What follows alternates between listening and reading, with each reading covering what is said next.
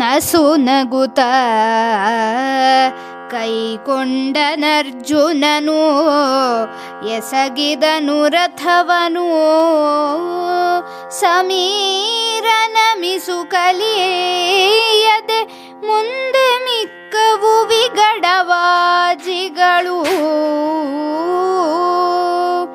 ಹೊಸ ಪರಿಯ ಸಾರಥಿಯಲ ನಮಗೆ ಅಸದಳವು ಸಂಗಾತ ಬರಲು ಎಂದು ಉಸುರದೆ ಉಳಿದುದು ಹಿಂದೆ ಪುರದಲ್ಲಿ ಚಾತುರಂಗ ಬಲ ಹಿಂದೆ ಉಳಿದುದು.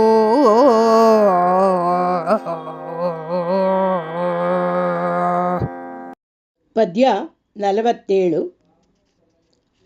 ನಸುನಗುತ್ತಲೇ ಅರ್ಜುನನು ರಥವನ್ನು ನಡೆಸಿದ.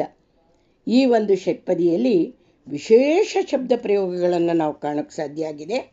ಎಸಗು ಅಂದರೆ ನಡೆಸು, ಸಮೀರ ಅಂದರೆ ವಾಯು, ವಿಗಡ ಅಂದರೆ ವೀರ, ಅಸದಳ ಅಂದರೆ ಆಗುವುದಿಲ್ಲ. ಈ 4 ಶಬ್ದಗಳನ್ನು ಕಂಡಿದ್ದೇವೆ.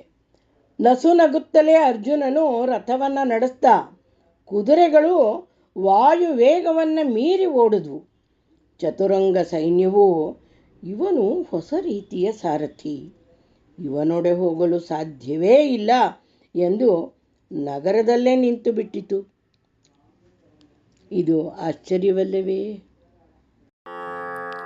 ಗತಿಗೆ ಕುಣಿದವು ನಾಸಿಕದ ಹುಂಕೃತಿಯ ಪವನನ ಹಳಿವಲುಳಿಯಲಿ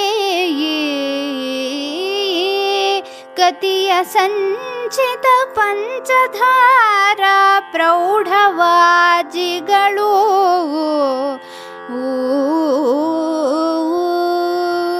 ವಿತತ ರಥಪದ ದಳಿತ ವಸುಧೋತ್ಪತಿತ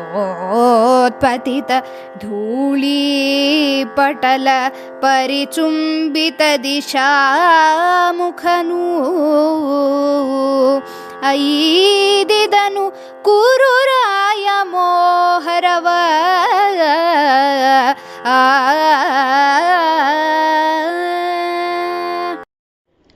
ಪದ್ಯ 48.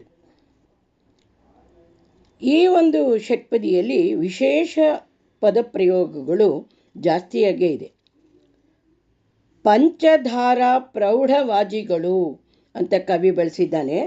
ಇದು 5 ಬಗೆಯ ನಾಡಿಗೆಯ ಕುದುರೆಗಳು ಎಂಬ ಅರ್ಥವನ್ನು ಕೊಡುತ್ತೆ. ನಾಸಿಕ ಮೂಗು, ಹುಂಕೃತಿ ಶಬ್ದ, ಪದದಳಿತ ಅಂದರೆ ಪಾದದ ತುಳಿದ ಅಂತ ಅರ್ಥ ಆಗುತ್ತೆ. ಲುಳಿ ಅಂದರೆ ರಭಸ, ಸಂಚಿತ ಕೂಡಿದ ಅನ್ನೋ ಶಬ್ದಗಳನ್ನು ಕಾಣ್ಬೋದು.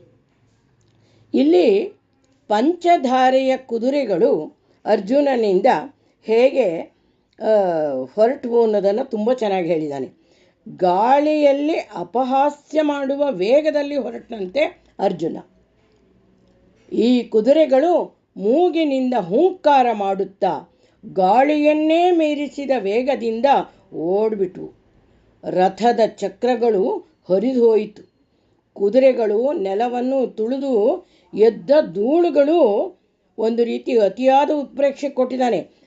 ದೆಸೆಗಳನ್ನೇ ಚುಂಬಿಸುತ್ತಿತ್ತು ಎಂದಿದ್ದಾನೆ ಕವಿ.